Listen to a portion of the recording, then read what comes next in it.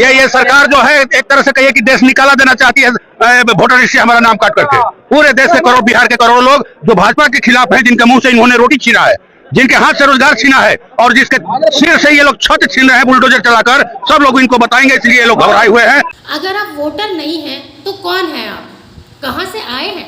बिहार में ही क्यों और देश भर में क्यों नहीं हो रहा? बिहार की मिट्टी से एक खबर आई है जहां लोकतंत्र की जड़ें हिलती नजर आ रही हैं। कहते हैं कि वोट तो लोकतंत्र की आत्मा है, पर क्या हो जब आत्मा ही गायब हो जाए। हर साल चुनाव आयोग मतदाता सूची की समीक्षा करता है। इसमें नए नाम जोड़े जाते हैं, पुराने या मृत व्यक्तियों के नाम हटाए जाते हैं। यह सामान्य प्रक्रिया मानी जाती है, लेकिन इस बार बिहार में ये सूची सिर्फ कागज की सूची नहीं बल्कि राजनीतिक बहस का दस्तावेज बन गई है।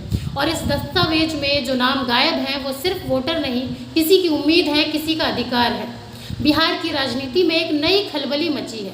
विपक्ष का कहना है कि चुनाव आयोग के इस कदम से गरीबों, दलितों और अल्पसंख्यकों का नाम सूची से हटाया जा रहा है। आरजेडी, कांग्रेस और अन्य विपक्ष दलों का कहना है कि यह सिर्फ एक तकनीकी प्रक्रिया नहीं, एक राजनीतिक योजना है। वोट कटाओ, सरकार बचाओ, यही मंत्र चल रहा है। विपक्ष पूछ रहा है, क्या सिर्फ वो वोट बचे रहेंगे जो सत्ता के लिए अनुकूल है?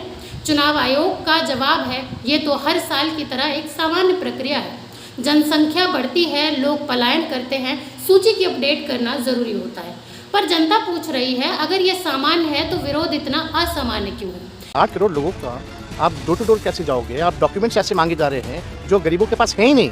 जब भारत का चुनाव आयोग पारदर्शिता से, पवित्रता से वोटरों की पहचान करके मतदान 100% सुनिश्चित करना चाहता है, तो ऐसे लोगों को बेचैनी क्यों है? डाका सिर्फ आपके वोट पर नहीं डाला जा रहा, ये डाका डाला जा रहा है आपके तमाम अधिकारों पर, आपके वजूद पर, आपकी पहचान पर, आपकी नागरिकता पर। हमें पता है कुछ कंस्टिट्यूंसी का जहां पर बोगस वोटर 20,000, 25,000, 30,000 बनाए हुए हैं और वही जो हटेंगे उसी का डर उनको है।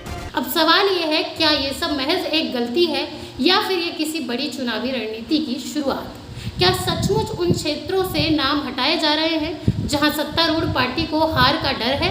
क्या इस देश में अब नाम सिर्फ सदस्यता कार्ड में जुड़ते हैं, मतदाता सूची में नहीं?